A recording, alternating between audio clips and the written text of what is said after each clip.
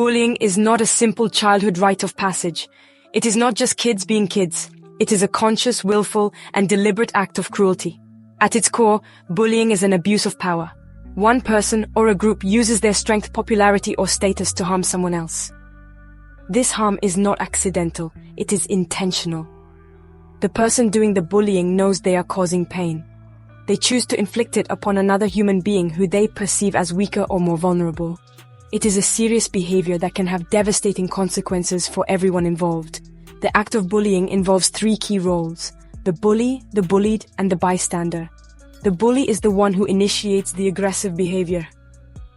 The bullied is the target of this aggression, but the bystander is perhaps the most powerful role of all. Bystanders are those who witness the bullying. They are not directly involved, but their actions or inaction can make a huge difference. When bystanders do nothing, they silently support the bully. They send a message that the behavior is acceptable. This silence can be just as hurtful as the bullying itself, making the target feel completely alone and helpless. Bullying can take many different forms, making it a complex problem to identify and address. There is physical bullying, which involves hitting, kicking, or damaging property. There is verbal bullying, which includes name-calling, insults, and threats. Then there is relational or social bullying, which is harder to see. This type of bullying aims to destroy someone's reputation or relationships through gossip, exclusion, or public humiliation. In our digital age, cyberbullying has also become a major issue. It happens online through social media, text messages, or emails, following the target everywhere they go. It is crucial to understand that bullying is defined by a power imbalance and repetition. The target often feels they cannot defend themselves. The bully has some kind of advantage, whether it is physical size, social standing, or anonymity online. The harmful actions are not just a one-time event. They happen over and over again, creating a constant state of fear and anxiety for the person being targeted. This repetitive nature is what grinds down a person's self-worth and sense of security. It is this systematic torment that separates bullying from a simple conflict or a disagreement between equals.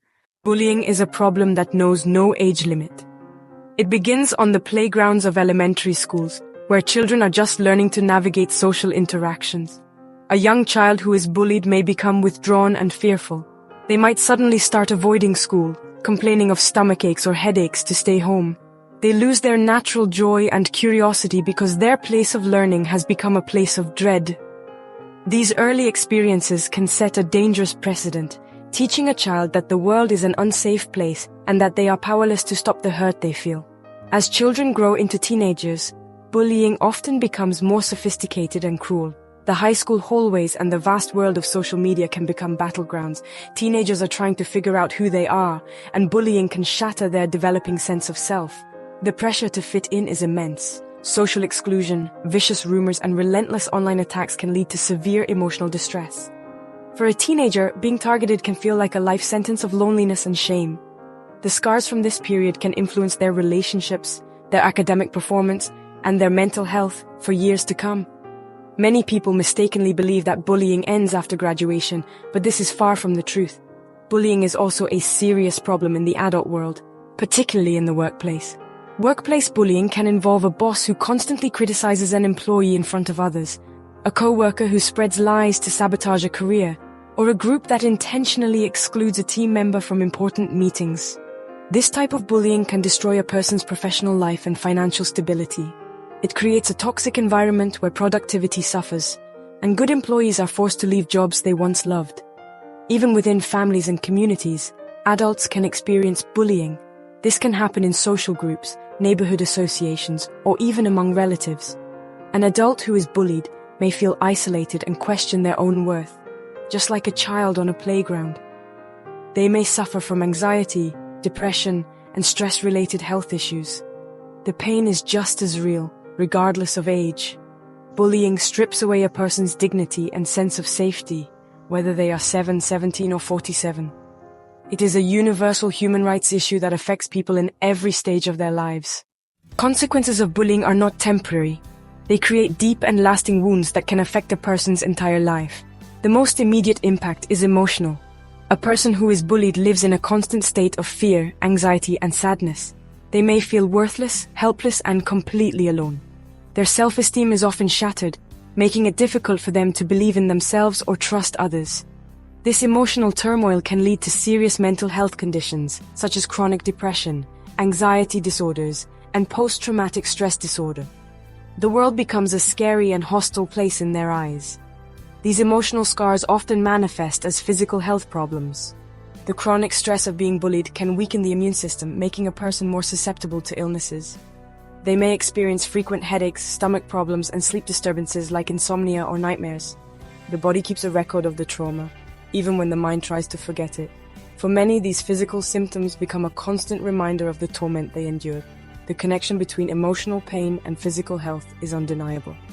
The body and mind suffer together under the weight of sustained cruelty. The long-term effects of bullying can follow a person for decades, shaping their future relationships and opportunities. A child who was bullied may grow into an adult who struggles to form healthy, trusting relationships. They might avoid social situations or have difficulty standing up for themselves in their personal and professional lives. The experience can limit their potential, causing them to shy away from challenges or new experiences out of fear of being judged or rejected. The ghost of the bully can linger for a lifetime, whispering words of doubt and inadequacy. It is also important to recognize that bullying harms not only the target but also the bully and the bystanders. Bullies are more likely to engage in other risky or criminal behaviors later in life. They learn that aggression is an effective way to get what they want. Bystanders who do nothing learn to be passive in the face of injustice. They may carry guilt and regret for not intervening. A culture of bullying poisons the entire community, teaching children and adults that cruelty is acceptable and that compassion is a weakness. This creates a less safe and less caring world for everyone.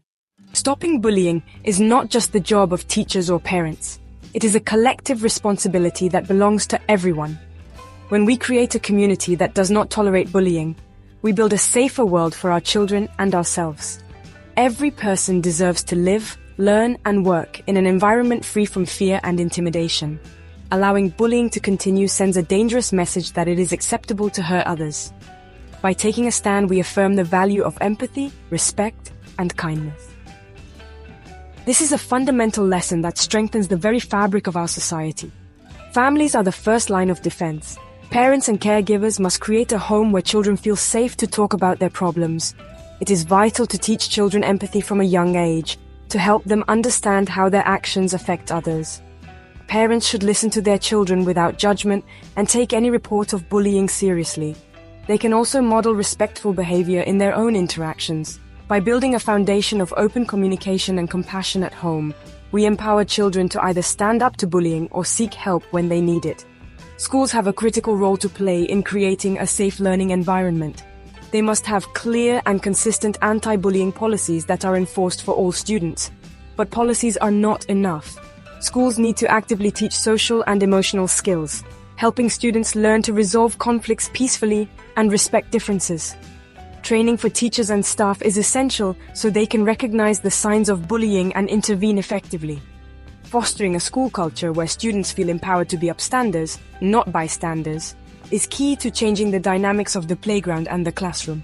Finally, workplaces and the broader community must also take action. Companies should implement strict zero-tolerance policies for workplace harassment and bullying. They need to provide safe channels for reporting incidents without fear of retaliation. In our communities, we can all choose to be upstanders. We can speak out when we see someone being mistreated. We can support organizations that work to prevent bullying. We can teach our children to be kind. The fight against bullying is one small, courageous act at a time. It is our shared duty to turn the tide and create a world where everyone is treated with dignity,